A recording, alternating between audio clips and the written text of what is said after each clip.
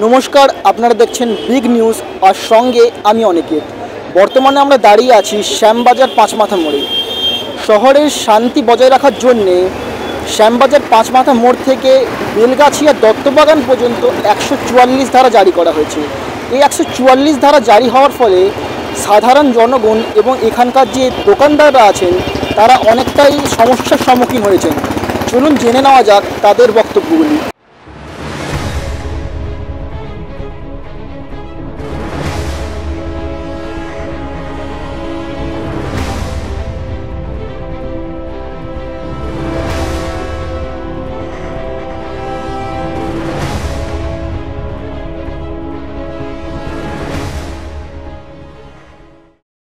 শ্যামবাজার চত্বরে 144 ধারা জারি হয়েছে, তো সেই বিষয়ে আপনার দোকানের মধ্যে কি কোনো খদ্দেরের প্রভাব পড়েছে, খারাপ প্রভাব বা ভালো প্রভাব, কোনো প্রভাব?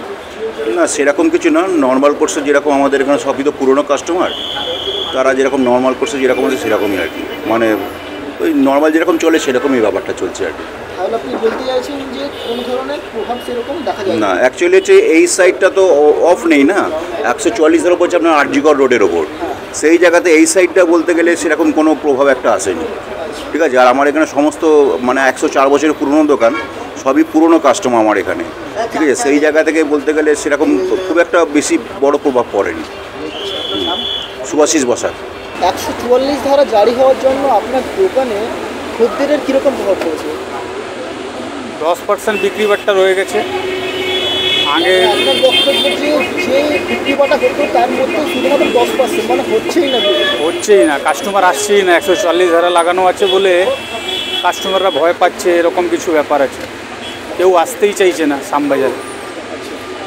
তাহলে এটাই আপনার মানে কী বক্তব্য? সামনে তো পুজো, সেটাই তো ভাবছি, সামনে পুজো, এত লোকের রোজগারের ব্যাপার আছে। আমাদেরও একটা সারা বছর লস করি, পুজোর সময় 2 পয়সা কামিয়ে চিন্তা ভাবনা করি লসটা কভার করব, সেটা তো এবার তো দেখছি কি পুজোতেও লস হবে। খুব মুশকিলের ব্যাপারে আছি আমরা, ব্যবসায়ীরা খুব চিন্তিত এই ব্যাপারটা নিয়ে। আপনার নাম? আমার নাম সৌরভ জৈন। শ্যামবাজারে এই চত্বর থেকে 144 ধারা জারি হয়েছে, তো এর কারণে কি আপনার দোকানে খদ্দেরের কোনো প্রভাব পড়েছে? প্রভাব তো পড়বেই। এত বড় একটা সামাজিক একটা অস্থিরতা, আর যেখানে সামাজিক অস্থিরতা ঘিরে একটা পরিবেশটা খুব তিক্ত এবং পরিবেশটা অস্থির হয়ে গেছে, যার জন্য হচ্ছে 144 এবং 144-এর জন্যে একটু ব্যবসায়ী দিক থেকে একটু ক্ষতি হচ্ছেই।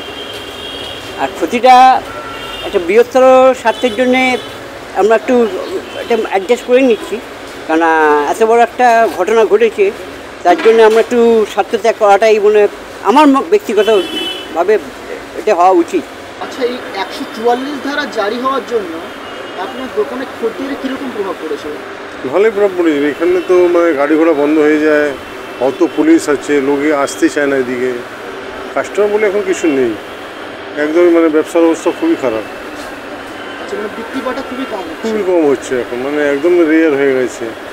সারাদিন তো এটাই চলছে না, 144 ধারা সারাদিন তো বাইকে বলেই যাচ্ছে, আর অলরেডি এখানে পুলিশ ঘোরাঘুরি করে অনেক। সামনেই তো পুজোর বাজার, তো আপনি কী বলতে পারেন? কী বলবো, এইসব তো এখন না বন্ধ হলে তো আমাদের তো অসুবিধা হবে, পরে মার্কেটই হবে না আমাদের। আপনার নাম? আমার নাম বিবেক জৈন। সামনে তো পুজো, সেই বিষয়ে আর এটার সঙ্গে কী বলবেন? বলার কিছু নেই, এখন সরকারের সাথে থাকতে হবে, তাছাড়া তো আমরা কিছু করতে পারবো না। অনেক কিছু কাস্টমার সেরকম হচ্ছে না, লোকজন সেরকম হচ্ছে না, কিছু একদম সেরকম লোকজন হচ্ছে না। খাওয়ার দোকানে একদম ফাঁকা, দেখতে পাচ্ছেন রাস্তাঘাট ফাঁকা আছে, একদম পুরো একদম ফাঁকা আছে। ধারা লাগাবার পরে আমাদের দোকানদারে অনেক অবস্থা খারাপ, পরিবারটার এল্লা নেই, দোকানে খরচটা বের হচ্ছে না। এইরকম কন্ডিশন থাকলে ব্যবসায় অনেক বন্ধ হয়ে যাবে। আমার কেন, অনলাইনে ইন্ডিয়া কলকাতার ভিতরে অনেক ব্যবসা বন্ধ হবে। 144 ধারা জারি হওয়ার জন্য আপনার দোকানে কীরকম প্রভাব পড়েছে? 144 ধারা জারি হলে পাবলিকের মধ্যে এরকম ভয় ঢুকে গেছে যে এইটাই গন্ডগোল এরিয়া আছে, এখানে গেলে কিছু গন্ডগোল হতে পারে, আর এখানে একটা প্যানিক সৃষ্টি হয়ে গেছে। সেই জন্য আমাদের বেচাকেনা একদম বরবাদ হয়ে গেছে। এর ফলে আমরা চাই যত তাড়াতাড়ি এখান থেকে 144 ধারাটা সরে যাক, লোকটা নর্মাল লাইফ হোক, আর আমাদের ব্যবসা বাণিজ্য যেন ঠিক রীতিমতো চলে। সামনেই পুজো আর তার মধ্যে এরকম ঘটনা ঘটছে। এর সামনে পুজো আছে, আমরা পুজোর কোনো প্রস্তুতি নিতে পারছি না। আর পুজোতে কী হবে না হবে, আমরা বিগত 2 মাস থেকে মানে এমনি বাজার খারাপ ছিল, তার মধ্যে এই অবস্থা গন্ডগোলে আরও মানে ব্যবসা খারাপ হয়ে গেছে। এই 144 দ্বারা করে আমাদের লাইন বহুত খারাপ হয়। একটা কাস্টমার আসছে না, বাস ঘুরিয়ে দিচ্ছে, কাস্টমার নেই, বনিবারটা হচ্ছে না। সকাল থেকে বসে এখনো বনি হয়নি, কি বলবো বলুন। এই কবে যে ঝামেলাটা মিটবে কে জানে। এই ঝামেলার জন্য আমাদের এখানে একদম কাস্টমার আসছে না। আমার কানি না, সব দোকানে লাইনেই কাস্টমার নেই, একদম ফাঁকা। সামনেই তো পুজো। সামনে পুজো, তার চিন্তা করছি কী হবে পুজোর বাজার।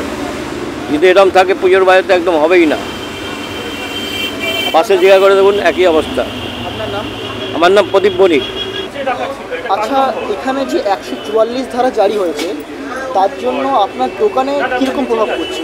প্রভাব তো ভালোই প্রভাব পড়েছে। আমার না প্রত্যেকটা দোকানদারের উপর প্রভাব পড়েছে, খুব খারাপ প্রভাব পড়েছে, আচ্ছা, খুব খারাপ প্রভাব পড়েছে।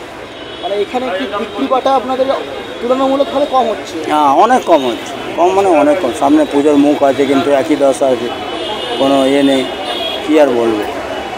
আপনি তাহলে কী বলতে চাইবেন এই বিষয়টা, এই যে আপনাদের এত ক্ষতি হয়ে যাচ্ছে, এই বিষয়টা আপনার কী বলতে চাইবেন? কী বলবো বলুন, কিছু বলার নেই তো এই ব্যাপারে। কী বলতে পারি, বললেই তো খারাপ। কী বলবো, কাকে কী বলবো, আচ্ছা, আপনার নাম? তাই না? আমার নাম সুরেশ দাস। বাজারের অবস্থা খুবই খারাপ, কাস্টমার একদম আসছে না। এই ভয়তে আরও এমনি আসছে না লাইন করতে। বা আমাদের যে অবস্থা হয়ে গেছে না, ব্যবসা করা খুব মুশকিল হয়ে গেছে। আমরা ভাবতে পারছি না যে পুজো কীরকম যাবে। এবার পুজোর জন্য আরও চিন্তা হয়ে গেছে। মাল তুলবো আর পুজো বেচাকেন না হয় তাহলে তো আমাদের তো আরও অসুবিধা হয়ে যাবে। এই জন্য আমরা চাইছি এর জন্য কোনো একটা ব্যবস্থা নেই, তাতে আমাদেরও ব্যবসা চলুক, আমরা আজকে ঘরেও ব্যবস্থা করতে পারি, ঘর সংসার চালাতে পারি। আমাদের এই জন্য অনুরোধ আছে যে এটা তাড়াতাড়ি শেষ হোক, যাতে আমরাও কিছু করা যায়, আমরাও কিছু ব্যবসা করে খেতে পারি। দোকানে আমাদের যেটা প্রভাব পড়ছে সেটা তো স্বাভাবিক, ব্যবসার উপরে খুবই খারাপ প্রভাব পড়ছে। কিন্তু আজকে এই প্রভাবের জায়গাটা যে কারণে এসছে সেইটা তো সমাধান আসল দরকার, যেটার জন্য আমরা সবাই খুব কষ্ট আছি। কেউ বলতে পারবে না যে আমরা খুব এই জিনিসটাকে নিয়ে আনন্দ করতে পেরেছি বা বেশি উত্তেজনা অনুভব করতে পেরেছি, কিন্তু এই জিনিসটার কোনোভাবে কোনো সমাধানের রাস্তা কেউ খুঁজে বের করতে পারছে না। তার কারণটা কি সঠিক কেউ জানাতে পারবে? সেই জানাটাও সবথেকে দরকার। আজকে আমরা যা কষ্টটা ভোগ করছি, স্বাভাবিক আমাদের কষ্ট হচ্ছে, আমাদের ফ্যামিলির কষ্ট হচ্ছে, আমাদের স্ত্রীর কষ্ট হচ্ছে, আমার বাচ্চার কষ্ট হচ্ছে, কিন্তু এই জায়গায় কষ্টটা যদি দেখা হয় যে ঘটনা ঘটেছে, যার সঙ্গে ঘটেছে তার কষ্ট থেকে কি বেশি আমাদেরটা? আমার বুদ্ধিতে তো মনে হয় না যে বেশি। আমার মধ্যে হয় যে কষ্টটা ভোগ করেছে, যে কষ্টটা পেয়েছে, তার কষ্টটা যদি আমরা উপলব্ধি করতে পারি তাহলে এই কষ্ট আমাদের কাছে কিচ্ছু না, কোনো কিছুই নয়। এটা আজকে আমার বাড়ির যদি সদস্য হতো, আমার বাড়ির কোনো যদি হতো একটা মেয়ে, আজকে কি এটা আমি বলতাম যে আমার ব্যবসা ক্ষতি হচ্ছে, 144 ধারার জন্য আমার ব্যবসা নষ্ট হচ্ছে? আমার তো আসল দরকারটা আমার যে ঘটনাটা ঘটেছে সেই ঘটনার সমাধান দরকার, আর ঘটনার সঙ্গে যারা যুক্ত তাদের দরকার। এইটার পেছনে কেউ যাচ্ছে না, সবাই খুঁজে বেড়াচ্ছে এই 144 ধারার জন্য ব্যবসা ক্ষতি হচ্ছে, 144 ধারার জন্য লোকের যাতায়াতের অসুবিধা হচ্ছে। এটা তো বড় কথা নয়। বড় কথা এই ঘটনাটা আজকে দাঁড়ালো কী কারণে, সেই ঘটনাটাই সমাধানের কোনো চেষ্টা হচ্ছে। এর থেকে আর কি বেশি বলতে পারি আমরা সাধারণ মানুষ? তাহলে জানাই গেল যে সিংহভাগ মানুষদেরই এই 144 ধারা জারি হওয়ার ফলে অনেক ক্ষয়ক্ষতি হচ্ছে। তাদের বক্তব্য যে যে সাধারণ জনগণ আছেন, তাদের যে খদ্দেররা আছেন, তারা এই অঞ্চলটিতে আসতে ভয় পাচ্ছেন। সামনেই দুর্গাপূজা, তার কোনো প্রস্তুতি কিন্তু তারা নিতে পারছেন না, কারণ তাদের একটা ক্ষতির মুখ তারা দেখছেন। তাদের বক্তব্য এটা যে যত জলদি সম্ভব এই 144 ধারা যেন উঠে যায়। ক্যামেরায় অভিরূপের সাথে আমি অনিকেত, আপনারা দেখছেন বিগ নিউজ কলকাতা।